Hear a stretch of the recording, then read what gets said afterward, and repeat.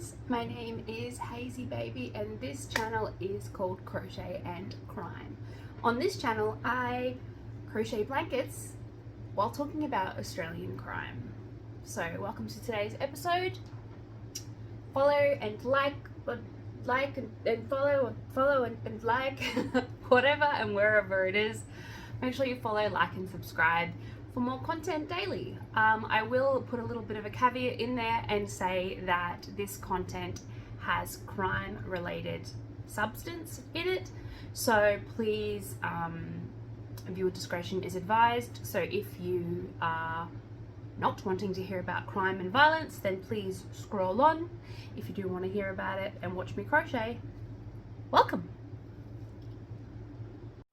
Alrighty, welcome to the 1st of April 2023, and today I'm going to be talking to you about crime while I crochet, which is, my thing.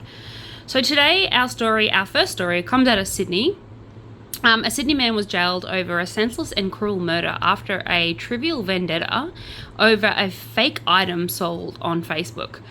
So it starts off with the mother of the man who was murdered, for the most trivial of reasons, says the remorse of the man that was jailed for at least 12 years for her son's death means nothing. And I mean, who can blame her? So Sammy Hamdak, 30, had pled guilty for the murder of Ross Hillis, 28, who died in the hospital 3 days after he was bashed on a suburban Wakeley Street in Sydney's West on Valentine's Day in 2020. So Justice Stephen Campbell sentenced Hamdock to a total of 16 years and 2 months, with a non-parole period of 12 years in the New South Wales Supreme Court on Friday. Okay, so the stitch I'm currently doing is just a triple crochet, and it's in this black color. It is the current plain round of this blanket. Okay. Outside court, Mr. Hollis's mother, Janet Hollis, oh come on Janet, reacted after learning the sentence given to the first of the two men to be jailed over her son's death. I would have been happier with a longer sentence, but it is what it is, she told reporters, holding a framed photograph of her son. Hamdak brought a pair of Apple iPods from Mr. Hollis the day before the attack and believed that they weren't genuine. So his partner arranged for Mr. Hollis to meet and sell another pair when he was ambushed by Hamdock and another man, Abdul Karari. Hamdock could have done a lot of things to stop it, Miss Hollis said. Yes, I mean the other guy was aggressive and Hamdock had 24 hours to stop it though. He didn't have to do this. He planned to demand a refund and teach Mr. Hollis a lesson by beating him up. And he enlisted Corral as, the muscle, Justice Campbell said. So Hamdock had Hollis had obviously sold Hamdock a pair of, fake Apple iPods. But con artistry does not mean that you can kill someone. What a stupid reason. Okay, so the motivation behind the plan that led to Mr. Hollis's death, in the prime of his life, a non-genuine version of a popular customer product, was absolutely trivial, and I agree. A flagrant example of an offender taking the law into their own hands, which can never be tolerated, let alone condoned, the judge said. CCTV footage captured the scene as Mr. Hollis was set upon at a shopping centre car park, frog marched towards his home, kicked in the head, and then in a suburban street and stomped on. Oh my god. So they romper stomped him. This poor dude. Absolutely devastating. So passing motorists who stopped to check on Mr. Hollis's welfare were told he was intoxicated and his two killers were looking after him. So not only did they murder this poor kid, But then when someone else tried to come to his aid, they made up some bullshit story about him being drunk and how they were helping him. I mean, Hamdock left Mr. Hollis for dead, effectively, when the pair had left the scene. So, you know, he was like, bye Felicia, see you later. So Kari was found guilty by a jury earlier in March and faces a sentence hearing in July. So we actually don't know what he is getting, because he's like the primary offender, really. So he's the primary offender responsible for the death of Mr. Hollis, the judge said, and he highlighted that the gratuitous and senseless and cruel manner in which Cardal stomped an already concussed Mr. Hollis. Hamdock's partner previously received a 2-year intensive corrections order for being an accessory before the fact to an assault occasioning actual bodily harm. 1, 2, 3.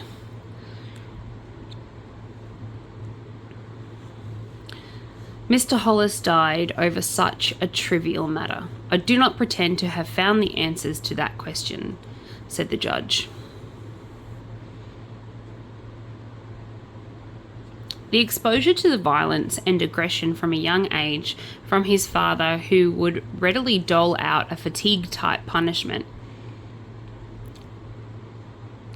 He learned in his Lebanese military. His father learned in the Lebanese military. It might explain how Hamdock resorted to such violence over such a minor conflict. Oh yeah, let's blame the parents. Couldn't be that he's just a douche canoe. Hamdock read a letter as an apology to the Hollis' family at his sentence hearing, and the judge accepted with sincerity and remorse. So the judge accepted that he was remorseful for what he had done.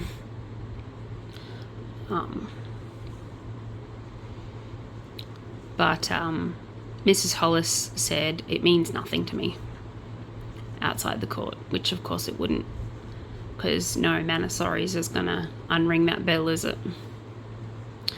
Hamdock has been in custody since his arrest on the day after Mr. Hollis was ambushed, and will be first eligible for parole in February 14th, 2032. So that story is absolutely devastating. I'm just going to finish off this one before we move on to our next story. Okay, so our second story today comes out of Western Australia. A man has been arrested after 2 young boys allegedly abducted 2 young boys from the WA home. So 2 brothers aged 8 and 12 are back home tonight, thank God. So they were back home last night after being snatched from their beds while they slept in the early hours of the morning. A 34-year-old man believed to be unknown to the children, so they actually didn't know the perpetrator, has been arrested after allegedly kidnapping them from their home in Western Australia in the Wheatbelt region. So police allege the man first entered the Murrah home 177 kilometres north of Perth at around about 4 a.m. and abducted 8-year-old James. Poor James, just laying in his bed. Freaking 4 o'clock in the morning, some douche canoe picks him up and takes him on his merry way. I mean, that's my biggest fear, to be abducted. Like, my biggest fear is going to sleep in one spot and waking up in another. Hashtag childhood trauma. But yeah, it really is. It's a legitimate fear. And now this poor kid's going to have this fear for the rest of his days because it actually happened. So that's traumatizing for him. And so the alleged offender said that he was brazen enough to return to the property and try to take the other boy, Fabino. However, the 12-year-old managed to break free and run back into the home to alert the adults in the house. Thank God. Let's say I'm just so thankful that the 12-year-old brother had enough brains, well, was able to escape this man and was able to run inside. And I'm thankful that the guy got greedy and went back for the brother, because they might never have found the 8-year-old if the 12-year-old hadn't alerted the adults in the house. So Inspector Corinne Saranto said that the 12-year-old boy's courage and bravery to get himself out of this situation was tremendous. And I gotta agree. I'm like, well done, buddy. Well done, little buddy. I'm so proud of you. I've no idea who you are. I hadn't met you before, but I am like super proud. Good job. So police said that the CCTV indicated the man walked right into the front of the house before walking out with the first child. So he was just so brazen. He just like walked straight inside, like he didn't even break in. He just walked inside. Officers searched the area and found James 3 hours later in a nearby home in what police describe as a distressed state. Well, duh, police. Of course he was distressed. He wasn't, playing fucking Xbox. He'd just been kidnapped from his own home. Both children had been taken to the hospital to get medical checks, but were quickly released, which means the guy didn't have any time to do anything horrible to these children. Thank God. Forensic police have been brought in from Perth to examine the scene around the Murrah home, while the specialised police interview the young brothers. The man has been arrested and is helping detectives with the inquiries. At least he is being honest, I suppose. But that was actually a feel-good story. I mean, it's not good that they were kidnapped. It's not good that the 8-year-old was taken away from his home, and it's not good that, someone just broke into someone's house and tried to kidnap their kids. But it is good that the 12-year-old got away, and it is good that the suspect is under arrest. So hopefully the justice system will do what it's supposed to do, and that person will be prosecuted and spend some time in prison. And hopefully enough time in prison to wake up to himself, be rehabilitated, and hopefully never again attempt such horrible things. So, yeah. Just finish this cluster of 3 before moving on to our next story. This next story, our third story for today, is not exactly a feel-good story, but it is hilarious. So a man has been arrested and charged after allegedly shoving a bin chicken, also known as an ibis, into a trolley bag. So a man has been charged over alleged act of animal cruelty in Sydney after he tried to take an ibis home by shoving it into a trolley bag. Why would you want a bin chicken anyway? A 60-year-old man was arrested and charged with 2 counts of harming or attempting to harm a protected animal and committing an act of animal cruelty at 9:30 p.m. last night. Sorry, I'm trying not to laugh, but it's pretty funny. A witness said that they saw the man tie a rope around the ibis's neck and feet in Eastwood before trying to put the bird into a wheeled trolley bag on Tuesday this week, sorry, not last week. That is just absolutely hilarious. What is the motivations by this? Why was he motivated to try and steal a bin chicken? I just don't get it. Sorry. The man was stopped by locals who took the bird from him and set it free. They said the bird was injured and bleeding, which is actually not funny. That's kind of sad. And so the white Australian ibis, colloquially named the bin chicken, is a protected species in New South Wales. Not so much up here in Queensland. They're everywhere. We call them bin chickens because they eat things out of the bin. Australians are funny, and we think calling anything that has feathers a chicken is hilarious. And frankly, it's kind of funny. So any attempt to harm or remove one from its environment is illegal in New South Wales. So just a cautionary note to anyone who wants to take home a bin chicken. Don't. It's illegal. Just leave him alone. Just minding his own business, and then along comes Bazza, tries to steal him. Poor little bin chicken.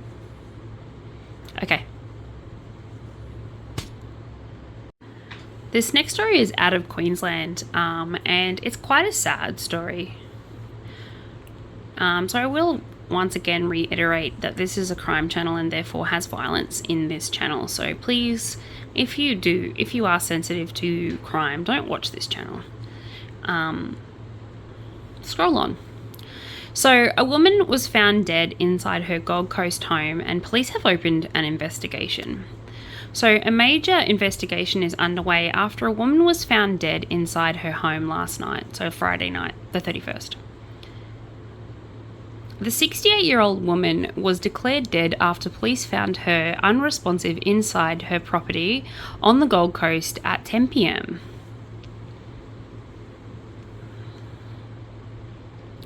The home on Lever Court is now considered a crime scene, and no one has been arrested yet, and investigations into the woman's sudden death are ongoing, according to police. So because that's such a fresh story, it's a quick story today. That's not a very long one, only went for like a minute, but I will try and keep up to date with that story.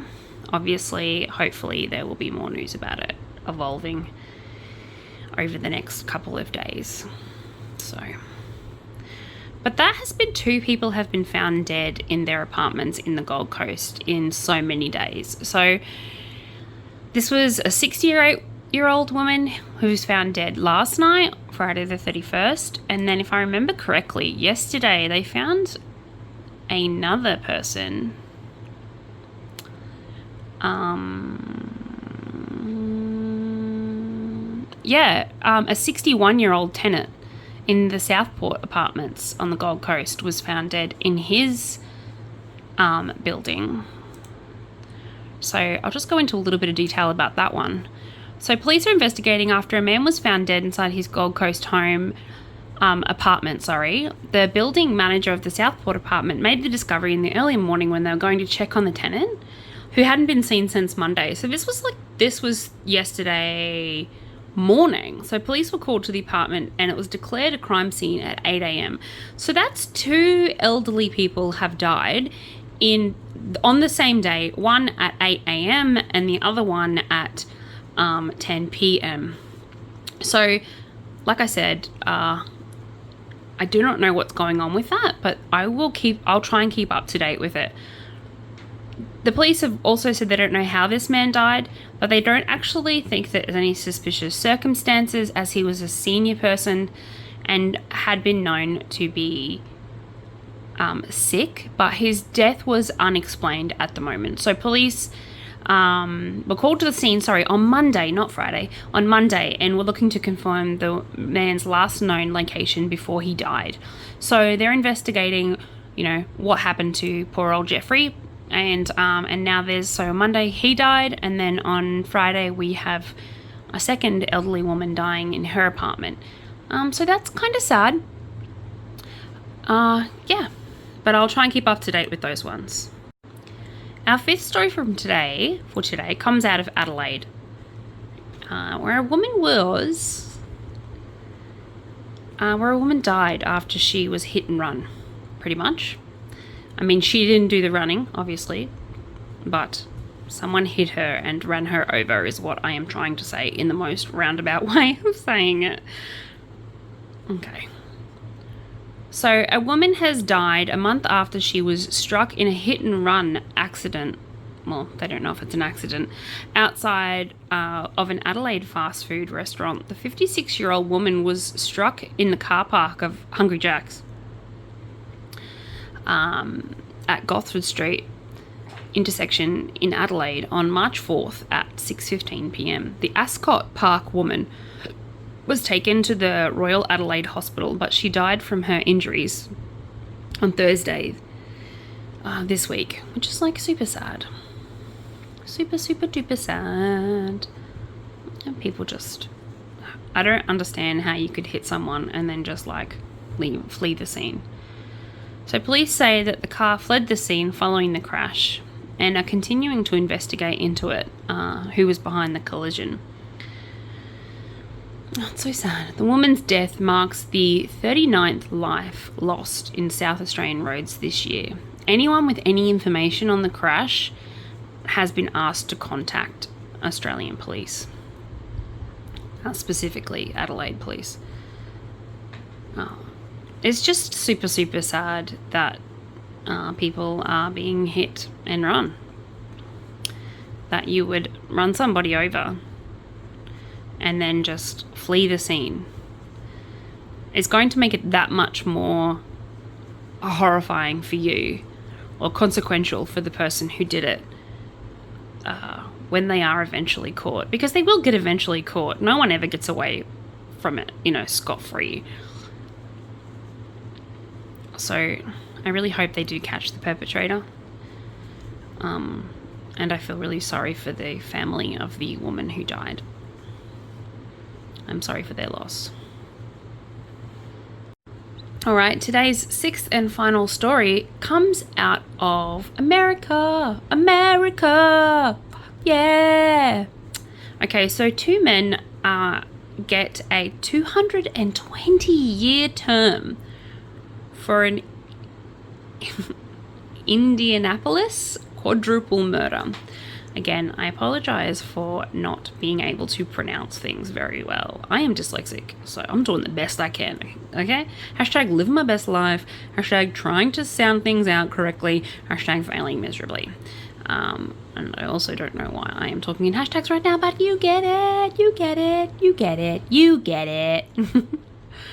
So 2 US men are convicted of murder, and another is charged in the fatal Indianapolis shooting of 3 young men and a young woman. Were both sentenced on Friday to 220 years in prison. I mean, that's a long time. So Cameron Banks and Desmond Banks were sentenced after being convicted in early March of 4 counts each of murder, felony murder, and robbery resulting in serious bodily harm. I'm going to skip these last 2. We're going to go 3 into here. 1, 2, 3, and then 1, 2, 3, chain 2, 1, 2, 3. Skip these 3. Okay, so there we have our corner. Ta-da! Da, da, da, da, da, da. 1, 2, 3. Okay, so this was following a 5-day trial. So after a 5-day trial, they were convicted of 4 counts of murder, which included felony murder and robbery resulting in serious bodily harm. A third co-defendant, Lesline Watkins, was convicted on the same charges, but his Friday sentence was reset for April 28th, and he was appointed a new attorney. Not quite sure why they did that, but I think they did that because, like, if I had to speculate, I'd say they did that because the first 2 were brothers, and so I'd say the attorney thought it might be a good plan to separate them in the trial. So the charges stem from a February 2020 shooting deaths of 3 men. So Marcel Willis, Braxton Ford, and Glennon Roberts, and a 19-year-old woman.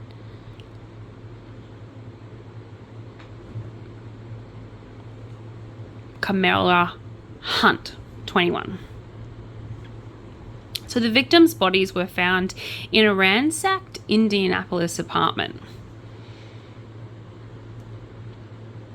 This case serves as a tragic reminder of the lasting effect of gun violence, the Marin County prosecutor, Ryan Mears, said in a statement announced after Friday's sentencing, so after yesterday's sentencing. Which is like, sad. Come on, America, get your shit together. Stop with the gun bullshit, okay? Just stop. Just stop. Okay, it's easy for me to say we don't have guns here, and even when we do, they're heavily regulated, and yeah. But what would I know? So,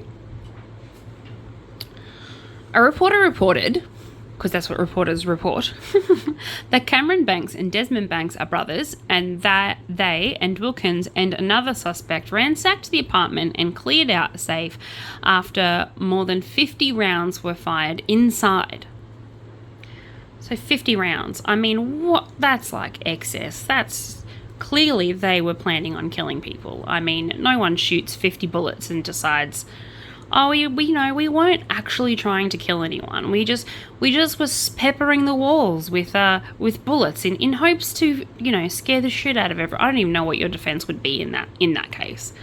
I just feel like, damn, you just went too far. A fourth suspect, Roderick Anderson, pled guilty last October to 4 counts of robbery resulting in serious bodily harm, injury, while agreeing to cooperate with the prosecutors. That to me sounds like one dude dobbed in the others. I mean, I'm speculating here, but that's what it sounds like to me. He is scheduled to be sentenced on April 3rd. So, yeah, there's that. So, like, I love crime. I'm interested in crime. I love reading about crime.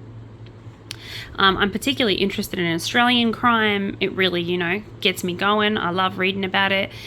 Mostly because it's relatable to me. I know where the places are and the people are and the lingo and all that jazz. But American crime is one of those things that I just see almost every second post is about some sort of gun violence, and I really hate talking about it because I don't have any reference or any points of reference to it. So yeah, there is that. So I can't exactly end a YouTube channel about Australian crime on American crime. So I think we should end today with a 7th and bonus news story about a man who allegedly slashed his wife's throat because he thought that she was Satan. Well, that's what he told a court yesterday, on the 31st. So a mentally ill man slashed his wife's throat because he thought she was the devil, is what he told the court.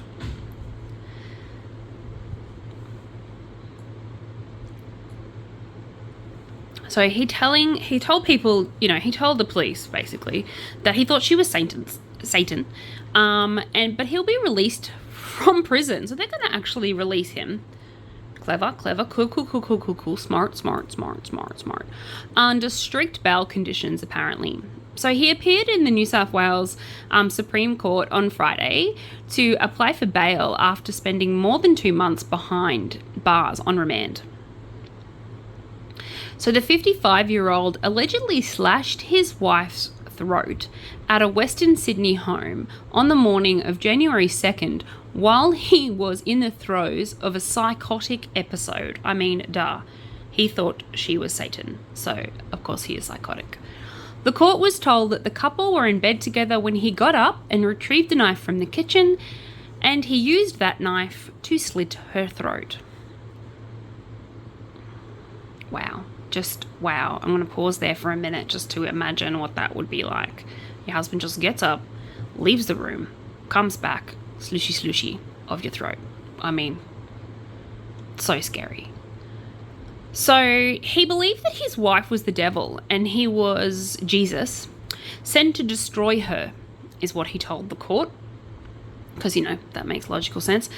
And the lawyer, Greg Jones, told NCA Newswire that the 54-year-old woman, who was in a stable condition and recovering from life-threatening wound, okay, so she didn't die, which is good.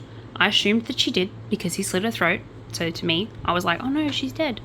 But she didn't die. Oh, thank goodness. Okay, now I'm kind of relieved. Her husband was arrested on the day of his wife attacked and charged with grievous bodily harm with the intent to murder. So now that explains why they let him out on bail.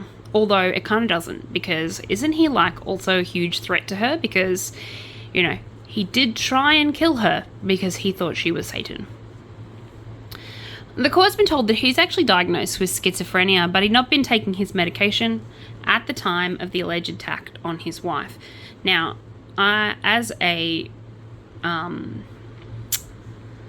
person who is very well versed in mental health disorders, schizophrenia is one of those really, really hard to medicate mental health disorders, because the people who take the schizophrenic medications think they don't need them anymore, or they prefer not to have them. And that's just in my opinion, and that is just from my viewing of people with schizophrenia and growing up with a schizophrenic family member.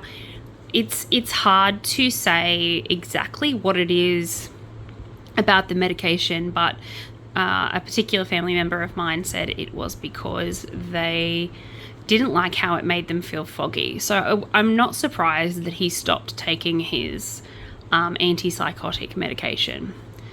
Obviously his wife didn't know that he had stopped taking his medication, although she probably had some sort of inkling that he wasn't taking it. Because if she'd known, then she probably would have, put herself not in harm's way. Not that I'm saying she's to blame. She's not to blame. I'm not victim blaming. It's 100% his fault. But, these are one of those fine line cases where it's hard to say exactly with any kind of opinion for yay or nay about what should kind of happen in this case. I mean, he obviously has some serious problems, but he mustn't have shown very much violence, if any violence, to her, for her to feel comfortable in that household. So, like I said, this is all speculation. This is all just opinion. So please no one get all butthurt and angry Karen at me. I'm literally just stating my opinion. #savage. So there's no doubt that he has a very significant mental illness. Even Justice Richard Weinstein said that, he didn't doubt that this man obviously has a significant mental illness. So at least they're taking that into consideration during sentencing. For quite some time, really, for the last 15 years, he's been suffering from some psychosis of illness or another. So he's been on and off his medication by the sounds of it. The court was told that the 55-year-old had previously experienced a psychotic episode in the community but had not harmed anyone, which just goes back to exactly what I just said before, which is obviously he wasn't showing displays or showing any signs of violent behaviour. However, the Crown Prosecutor Stephen Markin noted that there was a significant risk now, that the non-compliance with his medication would lead to further violent offending. And the real issue, the Crown points out, is the risk to the wife and the risk to people who are close to him. So Justice Richard Weinstein agreed that the alleged offender was very serious, and that he said that could be mitigated by a significant reduction if he was medicated in his bail. So if he chose to become medicated, then there would be a huge reduction in his bail, and he could be set out on bail.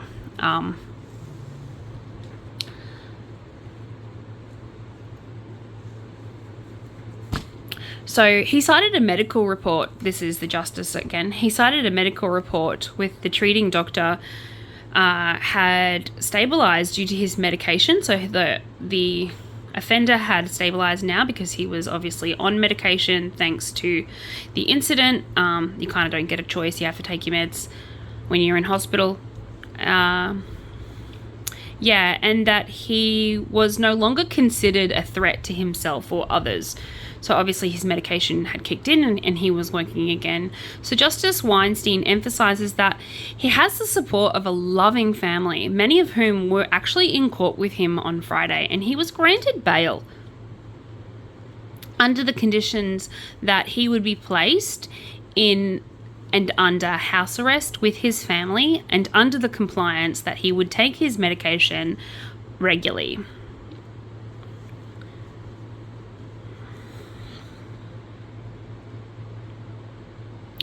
He'd be allowed to leave the house only for medical and court purposes and only in the company of his 2 siblings.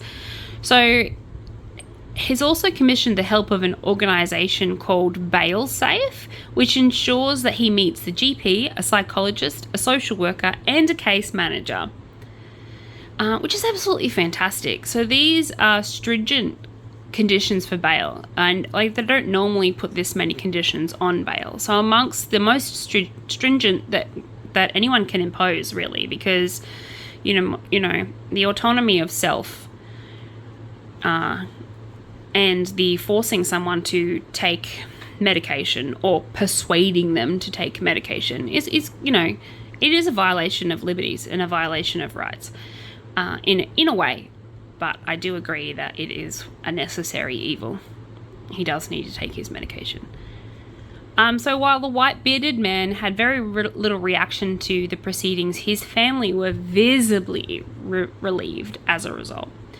So all in all, a pretty good outcome. I mean, he's under bail restrictions, obviously, and his poor little wifey poo is recovering, thankfully. I thought she had died, but she hadn't. I just assumed, I think, because of the slit throat thing, that she would not be alive anymore. But that was not the case. So I've made it 2 rows of the 4 rows that I have to complete for this blanket. Today is day 3 of my Crochet and Crime channel.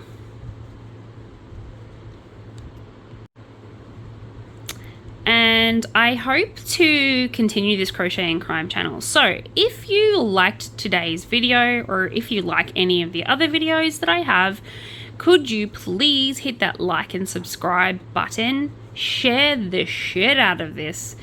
Share it with your friends. Share it with anyone you know who loves crime. Share it with anyone you know who loves crochet. If you have any comments, please leave them below. Just leave the comments and I will get to them. Let me know, would you like to watch tutorial videos on how to crochet? Would you like to see the beginning of a blanket?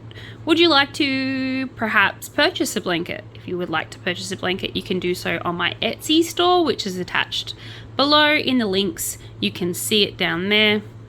Work out how to do that. You can also find me on Facebook, TikTok, and Instagram, all under Hazy Baby, Crochet and Crime. And I will be doing lives on TikTok as well as Instagram and Twitter. So you can find me on all of those platforms. Okay, thank you for your day, and I'm just going to say until tomorrow, bye! From one Australian to another, bye! See you tomorrow!